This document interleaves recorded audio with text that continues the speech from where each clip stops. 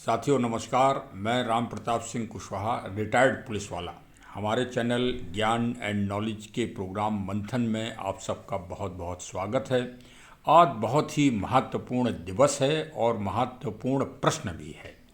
आज चूँकि मंगलवार है और मंगलवार को हमारा चैनल व हम एक विशेष ग्रंथ के बारे में या पांडुलिपि या किताब या बुक के बारे में चर्चा करते हैं।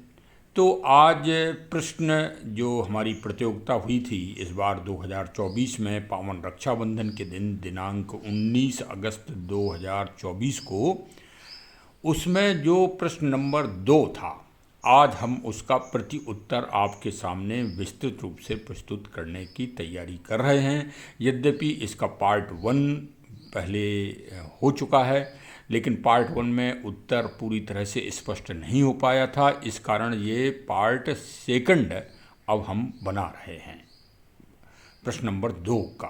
तो सबसे पहले हम प्रश्न पढ़ रहे हैं, इसके बाद फिर चर्चा बाद में करेंगे।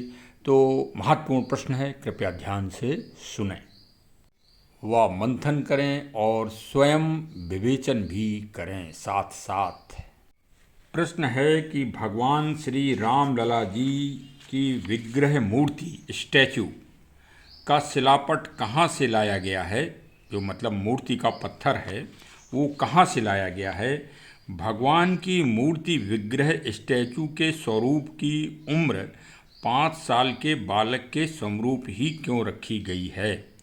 क्या किसी शास्त्र ग्रंथ में बालक के रूप में पूजने व वंदना करने का विवरण है कि बालक स्वरूप का ध्यान करने से मंगल प्राप्त होता है। प्रश्न को जरा ध्यान से सुनिए। इसमें शब्द आया है कि क्या भगवान के छोटे स्वरूप को याद करने से या मनन करने से या ध्यान करने से मंगल प्राप्त होता है, वह अमंगल दूर होता है। वाह साहब वाह! यदि मंगल प्राप्त ही हो जाए और अमंगल दूर हो जाए तो फिर बचे ही क्या। फिर तो सुख और शांति ही बचेगी, और वो तो ईश्वर दे ही देंगे अगर आप मंगल ही प्राप्त हो जाएगा और अमंगल दूर हो जाएगा। इसी के साथ यह भी हमें जानकारी दीजिए कि कोविदार वृक्ष की पत्ती से श्री राम जी का क्या संबंध है। तो भाई बड़ा महत्वपूर्ण प्रश्न है और इसमें क्रमशः 3-4 प्रश्न बन रहे हैं इस कड़ी में। एक प्रश्न में 4 उत्तर हैं और चारों को आपको देना है। चारों को आप देंगे तो आप डिक्टेंशन पाएंगे, 10 में 10 नंबर पाएंगे। 10 नंबर का एक प्रश्न था, 18 प्रश्न थे और 180 पूर्णांक था पेपर का। तो चलिए भाई, आज मतलब समीक्षा करते हैं। कई जो हमारे अभ्यर्थी हैं जो परीक्षा में शामिल हुए, सबसे पहले सर्वप्रथम, और जिन्होंने इस प्रश्न का उत्तर दिया, उनको हमारे चैनल व हमारी ट्रस्ट राम रक्षा फाउंडेशन ट्रस्ट 999 लखनऊ की तरफ से बहुत बहुत बधाई, साधुवाद, धन्यवाद और मंगल कामनाओं सहित कि उन्होंने परीक्षा में भाग लेकर इस प्रश्न का उत्तर बहुत अच्छी तरह से दिया है। लेकिन फिर भी मैं निवेदन करूंगा कि वो बच्चे भी, जो भी अभ्यर्थी हैं, चाहे वो हमसे भी सीनियर हो सकते हैं, क्योंकि श्री त्रिशूल सिंह साहब 73 वर्षीय हैं, श्री श्याम प्रताप सिंह जी भी हमसे अग्रज हैं, और जो छोटे छोटे बच्चे, विशेषकर जो युवा शामिल हुए हैं, वो इस प्रश्न का समीक्षात्मक उत्तर अवश्य ही सुनें। अब हम उत्तर की शुरुआत कर रहे हैं। देखिए, हम सभी लोग जानते ही हैं कि भगवान रामचंद्र जी ही राम लला जी हैं, और ये श्री राम लला जी की जन्मस्थली तभी की है जब दशरथ नंदन के रूप में भगवान पैदा हुए थे, और वही जन्मस्थली है। आप लोगों ने हो सकता है 1-2 बार दर्शन किए होंगे, लेकिन हमने वहाँ पर लगातार कई साल वहाँ पर ड्यूटी थी राम जन्मभूमि परिसर में, और 2.5 दिन हमको उस विशेष परिसर में, जिसको गर्भगृह कहा जाता है, जो एक पंडाल के रूप में था सन 2008 और 2009 के बीच में, तो हमें 2.5 दिन वहाँ अंदर भी प्रवेश में, मतलब भगवान के सामीप्य भी ड्यूटी करने का एक अवसर ईश्वर के द्वारा प्रदान किया गया। और तो भाई मैं पहले भी कह चुका हूँ पहले वाले ब्लॉग में कि मैं अब इतिहास पुरुष तो हो ही गया हूँ, क्योंकि अब ना तो पंडाल रहा ना भगवान तो वहीं हैं विराजमान। मैं गया था देखने कि वास्तव में भगवान उसी गर्भगृह जन्मस्थली पर ही विराजमान हुए हैं कि कहीं इधर उधर हटा दिया गया है। तो वहाँ पर एक विशेष निशान थे जब हम ड्यूटी देते थे, वो निशान आज भी वहाँ पर मौजूद हैं। जैसे कि एक वहाँ पर गाय जिसका नाम सरयू है, वो भगवान के जन्म स्थान की परिक्रमा किया करती थी। वो परिक्रमा का स्थान आज भी मतलब जहाँ वहाँ से जो दूरी थी वो आज भी यथावत वहीं पर है। वही स्थान है भगवान का जहाँ भगवान पहले पंडाल के रूप में, या 21 मार्च 1528 को जब ये विवादित घटना घटी थी मतलब आक्रांताओं के द्वारा, तब वहाँ पर मौजूद थे। और वो जो मंदिर बना था पुराना, उसमें भी भगवान बाल स्वरूप में ही थे। ये भी बात ऐतिहासिक तथ्यों से स्पष्ट हुई है। अब सबसे पहले हम कबीरदास जी का अपना दोहा कहे दे रहे हैं, क्योंकि कभी कभी हो सकता है कि जो उत्तर हम देते हैं उसमें कोई बात ऐसी आ जाए जिससे किसी को ठेस पहुँचे, तो उसके लिए मैं क्षमा प्रार्थी रहता हूँ कि कबीरा खड़ा बाजार में सबकी मांगे खैर, ना काहू से दोस्ती ना काहू से बैर।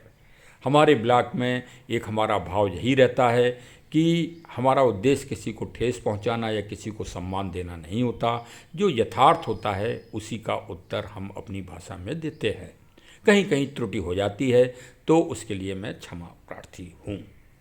और फिर ये प्रश्न तो चूंकि हमारी प्रतियोगिता परीक्षा जो विशेषकर दुनिया का हम सबसे महानतम कार्य अपने दृष्टिकोण से तो करना के प्रयास ही कर रहे हैं, क्योंकि हमारा चैनल व हमारी ट्रस्ट प्रकृति, नेचर, पर्यावरण, जलवायु के संरक्षण व संवर्धन हेतु कार्य करती है, और जो है जागरण और चेतना हेतु ये प्रतियोगिता परीक्षा हर साल रक्षाबंधन के दिन संपन्न कराती है।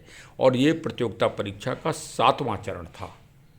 2018 से ये क्रमगत रूप से निर्विवाद रूप से चलती चली आ रही है, और इसमें अब बच्चे विशेषकर युवा बहुत अच्छे रूप से भाग लेते हैं। ये पूरे ऑनलाइन आधुनिक सिस्टम, यांत्रिकी, कंप्यूटराइज्ड मोबाइल सिस्टम के द्वारा ये परीक्षा संपन्न होती है। आपने अगर भाग न लिया हो तो 2025 में आप अवश्य भाग लें। मैं 18 प्रश्नों के उत्तर दे रहा हूं, आप उनको समय समय पर अवश्य सुनिए। हमारे चैनल को सब्सक्राइब कर लीजिए और नोटिफिकेशन की बटन दबा दीजिए, जिससे आपके पास ये रचनात्मक और ये तथ्यात्मक, तार्किक, प्रेरणादायी और मोटिवेशनल उत्तर तुरंत पहुंचते रहें। श्री राम लला जी की मूर्ति में जो पत्थर उपयोग में लाया गया है वो शुद्ध भारतीय पत्थर है, लगभग 3 लाख साल पुराना। ये पत्थर मैसूर, कर्नाटक में मैसूर जिले के जयापुर होबली के गांव गुज्जे गोदानपुरा से लाया गया है। और आपको ये जानकर एक आश्चर्य होगा और एक ये चमत्कार लगेगा कि प्रभु श्री राम जी कितने दयालु हैं और कितने दूरदर्शी हैं कि त्रेता युग में भी वो सबरी जी के पास गए और सबरी जी से ही माता सीता जी का पता पूछा। किसी आचार्य, किसी पंडित, किसी महाराजा, किसी राजा और किसी ज्योतिषाचार्य से नहीं, सबरी जी से, सबरी माता जी से पूछा। कनक भवन में अगर आप अयोध्या दर्शन करने जाएं तो माता सबरी जी का सामने ही, मंदिर के सामने उनकी मूर्ति लगी है। और भगवान के सुबह जब पट खुलते हैं तो भगवान का सबसे पहली नज़र सबरी माता जी के ऊपर पड़ती है। आज भी इस त्रेता युग में, इस कलयुग में और इस कलयुग में भी भगवान जी के लिए जो पत्थर शिलापट गए हैं वो आपको जानकर आश्चर्य होगा। श्री दलित हैं वो, SC मतलब कैडर के हैं, जिनका वो खेत है श्री रामदास जी, उनके खेत में ये पत्थर और ये शिलाएं पाई गई हैं। और वहाँ से ये उनके पास ये 2.14 एकड़ ज़मीन है, वहाँ से ये मतलब गाड़ियों के द्वारा और अयोध्या धाम पहुंची और मूर्तिकार श्री योगी राज जी के द्वारा उनको स्वरूप प्रदान किया गया, बाल स्वरूप, कर्नाटक में ही। तो कर्नाटक का प्राचीन काल में भी रामायण, श्री रामचरितमानस में भी श्री हनुमान जी का और सुग्रीव जी का संबंध भगवान राम से जुड़ा हुआ है। उसी तरह शिलापट का संबंध भी भगवान का कर्नाटक राज्य से ही जुड़ा है। इतनी बड़ी दुनिया है, इतना बड़ा भारत है, फिर भी वहाँ से। और आपको ये भी बता दें कि उससे पहले पूर्व में करीब 5 माह पहले नेपाल में का मुस्तांग ज़िले से काली गंडकी नदी में जो शालिग्राम की पत्थर हैं, जो एक कीड़े के द्वारा बनाए जाते हैं, विशेषकर करोड़ों साल की प्रक्रिया के बाद, पहले वो नेपाल सरकार के द्वारा सप्रेम भेंट किए गए थे। एक 14 टन का था और एक 27 टन का था कि इनसे भगवान और भगवान के भाइयों की, भरत, शत्रुघ्न और लक्ष्मण जी की मूर्तियां बनेंगी, हनुमान जी की। लेकिन वो पत्थर चूंकि शालिग्राम था और शालिग्राम शिला पर मान्यता है कि काट छाट नहीं होती है, इस कारण वो पत्थर वहीं श्री राम जन्मभूमि परिसर में जहां मंदिर का निर्माण हो रहा है, वहीं पर मान और सम्मान के साथ, पूजा और विधि विधान के साथ स्थापित कर दिए गए हैं। आपको ये भी बता दें कि जो कर्नाटक में जो ठेकेदार जिन्होंने इस कार्य को किया है वो श्री निवास नटराज हैं और उनकी भी भगवान या ईश्वरी शक्तियों के द्वारा परीक्षा ली गई, लेकिन वो परीक्षा में सफल हुए। और वो परीक्षा उसी तरह की थी जैसे हनुमान जी की, क्योंकि कर्नाटक सरकार ने कुछ अनियमितता के कारण एक जुर्माना भी लगाया और वो जुर्माना उन्होंने और उनकी पत्नी ने, जो परंपरा है कि जब मुसीबत आती है तो आभूषण, और वो भी स्त्री धन के ही काम आते हैं। आज भी जब पुरुष के ऊपर कोई समस्या आती है तो स्त्री धन ही काम आता है पुरुष के, जब पुरुष का अहंकार दूर हो जाता है। वो भी इस प्रसंग में हुआ और उन्होंने 80,000 रुपये जुर्माना भी दिया है। यद्यपि हमारा चैनल इस बात की पुष्टि नहीं करता है, लेकिन गूगल में इस तरह के समाचार पड़े हुए हैं। हम इसका तार्किक विवेचन और इन्वेस्टिगेशन करके आपको फिर इस बात की पुष्टि करेंगे। लेकिन जो एक जानकारी है वो जानकारी मैं आपको प्रदान कर रहा हूँ कि इस तरह का भी कर्नाटक सरकार के द्वारा ये एक क्रम किया गया। यद्यपि नियम अगर टूटा होगा तो वही सही भी है, कोई दिक्कत नहीं। भारत के कानून और भारत के संविधान का मान सम्मान तो होना ही चाहिए, हर व्यक्ति को करना ही चाहिए। अब जो एक बात आपको बता ही दी कि जो भगवान का पत्थर आया है शिलापट, वो श्याम वर्ण का ही है और भगवान का स्वरूप भी दशरथ नंद के रूप में श्याम वर्ण का ही शास्त्रों में रामचरितमानस श्री वाल्मीकि जी की और श्री रामचरितमानस श्री तुलसीदास जी रामायण और रामचरितमानस में उनके स्वरूप और अन्य ग्रंथों में तथा अन्य महाकवियों और महान ऋषियों और संतों ने श्याम वर्ण ही बताया है। अतः भगवान का स्वरूप भी श्याम वर्ण का ही दिया गया है। अब प्रश्न जो अगला है कि भगवान का स्वरूप 5 वर्ष का क्यों दिया गया है, इस पे तो अगर लिखने या उच्चारण करने बोल लिया जाए तो शब्द कम पड़ जाएंगे, इतना बृहद विषय है ये।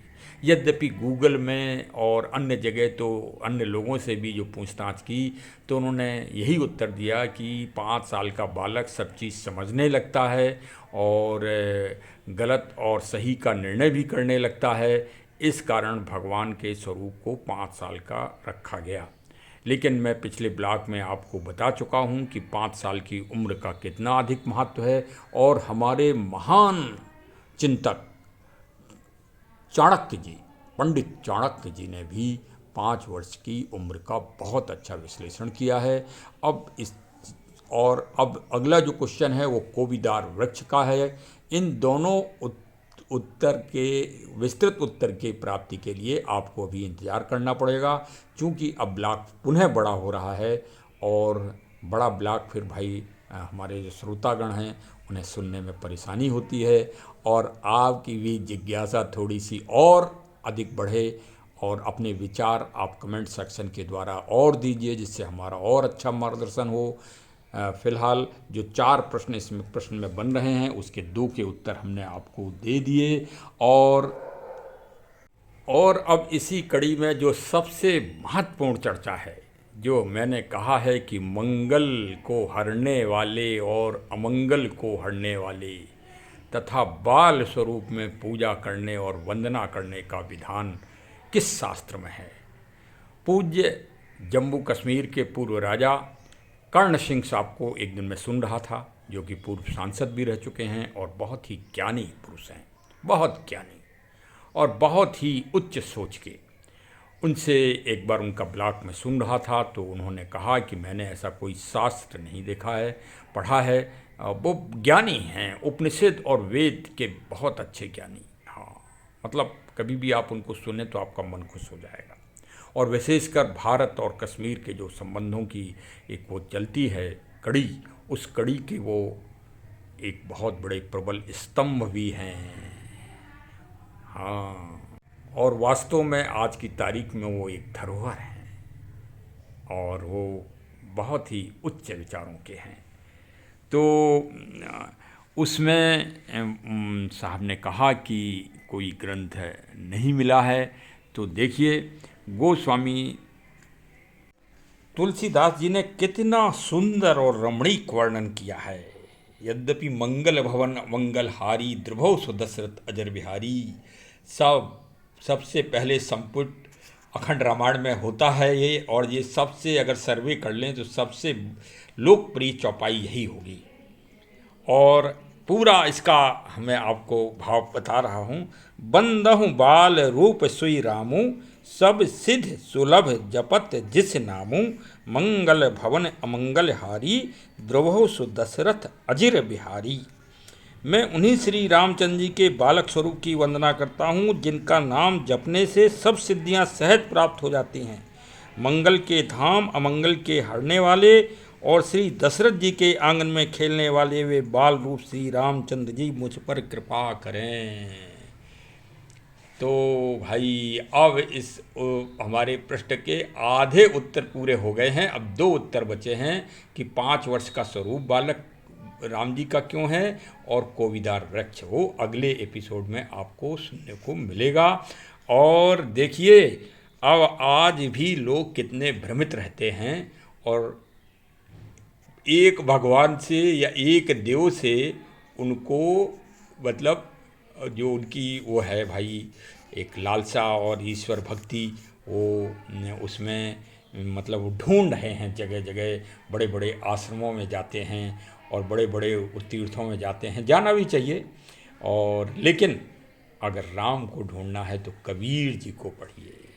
कस्तूरी कुंडल बसें मृग ढूंढे बनमाए, ऐसे घट घट राम हैं दुनिया देखत नाए। कई लोग तो विचारधाराएं भी चेंज कर रहे हैं आजकल। हाँ, विचारधाराओं में परिवर्तन कर रहे हैं। मतलब देखिए, मंगल और अमंगल दोनों ही इस चौपाई में विराजमान हैं। मंगल भी और अमंगल दूर होने वाला, फिर भी लोग परेशान हैं। अच्छा, जो काकभूषुंड जी वाले प्रभु श्री राम जी हैं, कौआ वाले, वो छोटे बचपन के हैं, वो 2.5-3 वर्ष के हैं। तो ये जो तुलसीदास जी ने यहाँ पर जो ये मंगल भवन अमंगलहारी में जो वंदना की है, वो 5 वर्ष के हैं। आज के ब्लॉग में इतना ही। आगे आप जुड़े रहिए, हमारे चैनल को सब्सक्राइब करिए। भारत सरकार, उत्तर प्रदेश सरकार से एक और निवेदन इसी ब्लॉग के साथ माध्यम से कि श्री राम लला जी के दर्शनों के लिए, कि उनके 5 वर्ष की स्वरूप को प्रत्येक बच्चे और प्रत्येक वृद्ध अच्छी तरह से देख सकें, वहाँ पर टेलीस्कोप, दूरबीन या दूरदर्शी आदि की व्यवस्था की जानी चाहिए। और वहाँ परिसर भगवान के सामने एक स्थान ऐसा जरूर सुरक्षित करा देना चाहिए कि जब भारत के प्रधानमंत्री श्री नरेंद्र दामोदर दास मोदी साहब वहाँ पर दंडवत प्रणाम भगवान को कर सकते हैं, तो हम क्यों नहीं? हम का मतलब भक्त क्यों नहीं? वहाँ भक्तों को दंडवत करने के लिए एक विशेष जगह आरक्षित की जानी चाहिए। जिसकी इच्छा हो वो वहाँ पहुंचकर दंडवत कर सके। भगवान को दंडवत न कराने का विधान ये है शास्त्र सम्मत कि वहाँ पर पूजा भक्त जो है पूरी तरह से नहीं कर पा रहे हैं, और जो सुरक्षा कर्मचारी होते हैं वो अक्सर उन भक्तों को टोक देते हैं जो भक्त ध्यान कर रहे होते हैं भगवान का दर्शन करते समय, और ये एक बहुत ही अशोभनीय और अमर्यादित हरकत होती है। अतः मैं भारत सरकार, उत्तर प्रदेश सरकार और जो ट्रस्ट है उनके पदाधिकारियों का इस संबंध में ध्यान आकर्षित करने का प्रयास कर रहा हूँ कि ये वहाँ पर व्यवस्था उचित से उचित होना चाहिए, जिससे भक्त 5 वर्षीय बालक श्री राम लला जी के आनंद के साथ दर्शन कर सकें। और हमारी प्रतियोगिता परीक्षा 2025 में और उत्साह के साथ सभी परीक्षक सभी अभ्यर्थी आनंद के साथ शामिल हो सकें, ऐसी शुभकामनाओं और मंगल कामनाओं के साथ अब यहीं विश्राम दे रहा हूँ। हमारे चैनल को अवश्य सब्सक्राइब करिए, मिलने जुलने वालों को भेजिए। ये एक जन जागरण है, और अगर एक वृक्ष अपने नाम से न लगाया हो तो चाहे तुलसी जी का पौधा लगाइए, लेकिन पौधा अवश्य लगाइए। आज मंगलवार है, सबका मंगल ही मंगल हो। मंगल भवन अमंगल हारी, द्रुवहु सुदशरथ अजिर बिहारी। जय हो, जय हो, जय हो। जय हिंद, जय हिंद, जय हिंद।